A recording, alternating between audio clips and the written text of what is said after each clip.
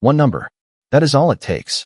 One number that a handheld device produces in under 10 seconds, on the side of a road, in the dark, administered by an officer who pulled you over 20 minutes ago. And that number, whether it is accurate or not, whether the device was calibrated or not, whether the officer followed the protocol or not, is going to follow you into a courtroom and sit in front of a jury as scientific fact. Most drivers hand it over without a second thought because they believe they have no choice. Some drivers in most states actually do not. And every driver, in every state, has options in the moments before that device comes out that can fundamentally change what happens next. What you say in the next 30 seconds after an officer asks for a breathalyzer determines whether you walk away or whether you spend the next 18 months fighting a conviction.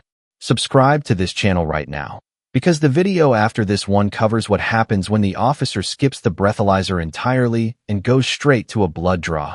And those are two entirely different legal situations with two entirely different sets of words.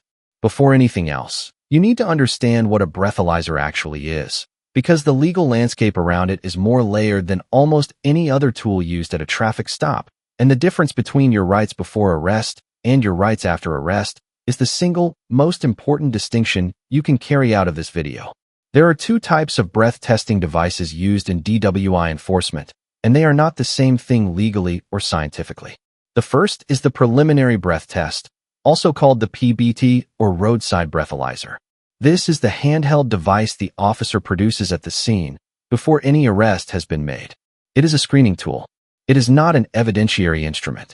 In most states, the results of a PBT are not admissible as evidence of a specific blood alcohol concentration in a criminal trial. The PBT is used to help establish probable cause for arrest, not to prove guilt in a courtroom. The second is the evidential breath testing device, the machine at the station, the intoxilizer, the Breathalyzer 9000, the Datamaster. This is the instrument that produces the result used in prosecution. It is subject to calibration requirements, maintenance logs, certification standards, and chain of custody protocols that the roadside device is not. These two instruments operate in two different legal frameworks. The officer asking you to blow into something at the roadside is asking for a PBT. The machine at the station is a different request, a different legal category, and a different set of consequences. Knowing which one you are being asked about, and when, changes what the right response looks like. Here is the law that governs this moment, and it is the one piece of information that flips everything the officer is about to tell you. Implied consent. Every state in the United States has an implied consent statute. By obtaining a driver's license and operating a vehicle on public roads, you have legally consented in advance to submit to a chemical test, breath, blood, or in some states urine, if a law enforcement officer arrests you for driving under the influence and requests that test. That is what implied consent means. It is post-arrest consent to chemical testing. It is not pre-arrest consent to everything the officer asks you to do before he decides whether to arrest you. The roadside PBT sits in a different legal category in most states. In many jurisdictions, the preliminary roadside breathalyzer is explicitly listed as a separate, voluntary test, not covered by the implied consent statute that governs evidentiary testing. In other states, the PBT is covered by a modified implied consent framework with its own separate refusal consequences, distinct from the evidentiary test refusal. The officer at your window is not required to explain this distinction to you. He is not required to tell you which device he is presenting. He is not required to clarify that the roadside screening tool and the station instrument carry different legal weight and different refusal consequences. He is required to read you an implied consent advisory in most states, but the advisory is written broadly, and drivers who hear it without context almost universally believe it covers everything. It does not cover everything. And understanding what it does and does not cover is the difference between an informed decision and a compliance trap.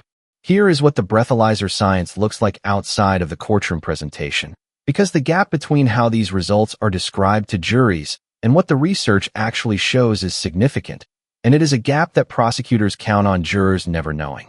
Breathalyzer devices do not measure blood alcohol concentration directly. They measure alcohol content in breath and convert that number to an estimated blood alcohol level using a fixed partition ratio, the mathematical relationship between alcohol in the lungs and alcohol in the blood. The standard partition ratio used is 2,100 to 1, meaning the device assumes that 2,100 milliliters of deep lung air contains the same amount of alcohol as 1 milliliter of blood. The actual partition ratio varies between individuals and fluctuates within the same individual based on body temperature, breathing pattern, lung capacity, and metabolism. Studies have documented partition ratio variation ranging from roughly 1,700 to 1 up to 2,400 to 1 across human subjects. A driver whose actual partition ratio is lower than the assumed standard will produce a breath reading higher than their actual blood alcohol level. The device does not know this. The device reports a number. Mouth alcohol contamination, from a recent belch, from acid reflux, from residual alcohol in dental work or dentures, can elevate a breath reading significantly and briefly in ways that the 15-minute deprivation observation period is designed but not always sufficient to eliminate. Certain medical conditions, including diabetes and ketogenic metabolic states, produce compounds that some breathalyzer technologies cannot reliably distinguish from ethanol. Radio frequency interference has been documented to affect device readings in some instruments. Calibration drift, the gradual deviation of device readings from accurate values between maintenance cycles, is a documented phenomenon that generates unreliable results while the device continues to display numbers that look precise. None of these variables appear in the number the device produces. None of them are visible to the jury. The number looks like a fact. It is an estimate built on assumptions that may not apply to you. Here is what most drivers do when the breathalyzer comes out, and both responses create problems that follow them for months. The first driver blows immediately. They believe they have no choice. They believe that compliance demonstrates innocence and that a sober person has nothing to fear from an accurate test.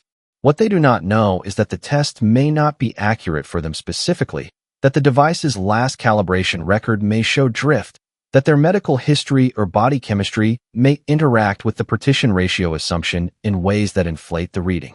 They blow, they get a number, and that number, regardless of its accuracy, becomes the centerpiece of a criminal prosecution. The second driver refuses without knowing what refusing actually means in their state. They say no without understanding whether they are refusing a voluntary PBT or refusing the post-arrest evidentiary test under implied consent. Those are not the same refusal. A PBT refusal in many states carries no license suspension and no admissible evidence of refusal. An evidentiary test refusal under implied consent in most states triggers an automatic license suspension, a mandatory refusal notation in the officer's report, and in some jurisdictions the ability to introduce that refusal as evidence of consciousness of guilt at trial. Refusing the right test at the right time with the right knowledge can protect you. Refusing without knowing which test you are refusing can cost you your license and hand the prosecutor a gift. Knowing the distinction is not optional. It is the whole game. Here is what the courts have said, and this is the legal architecture that makes your response to a breathalyzer request more powerful than most drivers realize. In Birchfield v. North Dakota, decided by the United States Supreme Court in 2016, the court drew a critical constitutional line. A warrantless breath test incident to a lawful DWI arrest is constitutionally permissible as a search incident to arrest. A warrantless blood test is not. The Birchfield decision established that the Fourth Amendment treats breath and blood differently, and that a state can impose civil penalties for refusing a breath test incident to arrest without violating the Constitution. But Birchfield also confirmed what defense attorneys had been arguing for years, that the constitutional framework governing these tests is not simple, that search incident to arrest doctrine has limits, and that the conditions of a lawful arrest matter to the analysis.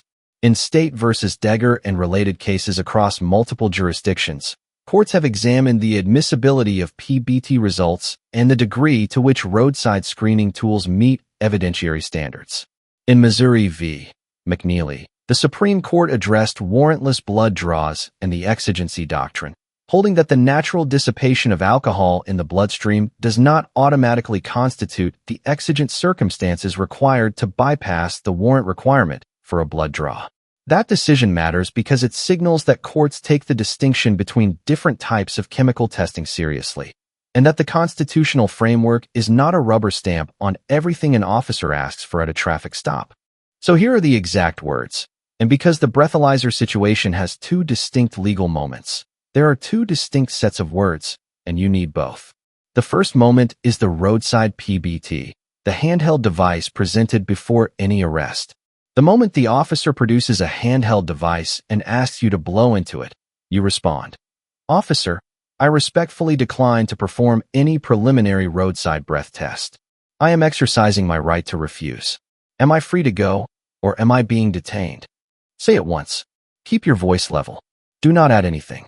"Officer, I respectfully decline to perform any preliminary roadside breath test." You are being specific about what you are declining. Not all testing. Not cooperation with the stop.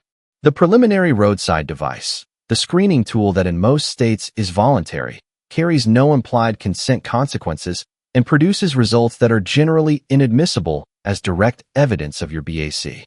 The specificity puts your refusal precisely on the record. I am exercising my right to refuse. Knowing. Voluntary. On camera. A legal decision, not a panicked reaction. Am I free to go, or am I being detained? The same legal hinge it always is. Forces a declaration. Shifts the burden. If he detains you, he must articulate independent reasonable suspicion that exists apart from your refusal. If he cannot, the detention is unlawful. That question is not aggressive. It is the most legally efficient thing you can say at that moment. The second moment is more complex, and it is the one where the word refusal carries actual legal weight. If you are placed under arrest for DWI and transported to a station where the officer requests an evidentiary breath test on a certified instrument, you are now inside the implied consent framework. This is a different legal situation and it requires a different response. At this moment, before you do anything else, you say, "I am invoking my right to counsel. I would like to speak with an attorney before I make any decision about chemical testing." In many states, this invocation carries legal force. Several jurisdictions require that police provide a reasonable opportunity to consult with an attorney before an evidentiary chemical test is administered. In those states, requesting counsel before testing is not refusal. It is a constitutionally protected invocation that must be honored before the testing clock starts. Know your state's law on this. In some jurisdictions, the right to counsel before a breath test is robust. In others, it is limited. In some, the courts have held that the right to counsel does not extend to the chemical testing decision. This is exactly the kind of jurisdiction-specific detail that requires a licensed attorney in your state, and it is the reason the information in this video is educational context, not legal advice. What is universal is this. Invoking counsel before making a decision about evidentiary chemical testing is never the wrong first move. Say it. Say it clearly. Say it on camera. And then listen carefully to what the officer says next, because his response will tell you a great deal about what your options are in that jurisdiction at that moment. The officer is going to push back, and at a breathalyzer stop, the pushback is more sophisticated than at a field sobriety stop because the legal stakes are higher and the officer knows it. If the officer says, "This is a quick test, just blow and we can both get out of here tonight," this is the same compliance trap as every other roadside request, repackaged for the breath test. Quick and easy has never described a test whose result could send you to jail. Your response does not change. If the officer says your implied consent means you already agreed to this, this is the most common breathalyzer pressure tactic, and it works because most drivers do not know the distinction between the PBT and the evidentiary test, or between pre-arrest and post-arrest consent frameworks. If you are at the roadside with a handheld device before any arrest, implied consent very likely does not apply to what he is holding. Your response does not change. If the officer says refusing this test will result in immediate suspension of your license, listen carefully to when he says this and what device is in his hand. If you are pre-arrest with a roadside PBT, that statement may be inaccurate or misleading depending on your state. If you are post-arrest with an evidentiary instrument, that statement may be accurate. The distinction matters. Do not let the pressure of the moment collapse two different legal situations into one panicked decision. If the officer says, "I can get a warrant for your blood if you refuse," in some jurisdictions, he can. That is not a bluff.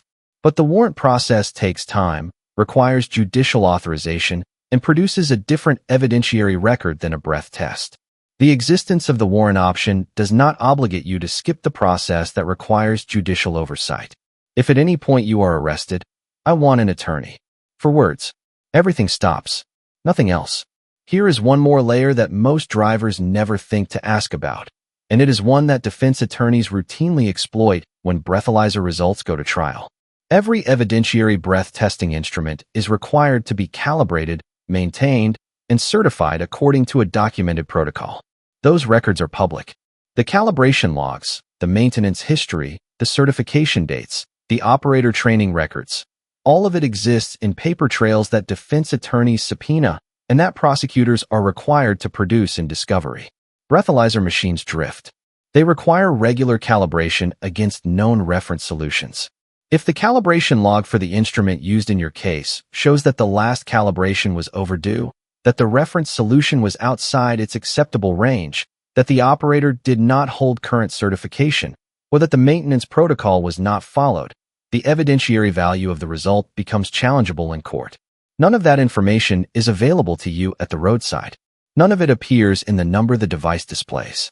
But it exists. And it is exactly the kind of material that, in the hands of an attorney who knows how to use it, turns a number that looked like a conviction into a result that gets suppressed. The machine is not infallible. The operator is not infallible. The protocol is not always followed. And none of that is visible until someone with legal training asks for the records. Everything at that stop is on camera, and the breathalyzer encounter is one of the most watched pieces of footage in a DWI prosecution because it is the moment the jury forms its strongest impression of who you are.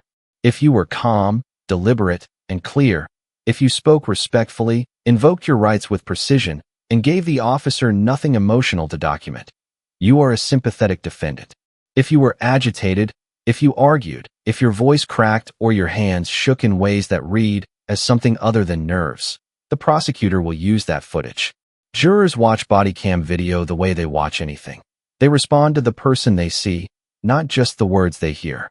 The most powerful thing a driver can do at a breathalyzer stop is remain completely composed. Not cold, not rehearsed. Composed because they knew what to say and they said it. The roadside and the courtroom are connected by that footage. Make sure what connects them is a person who looked informed, respectful, and absolutely certain of what they were doing. Memorize these before you close this video.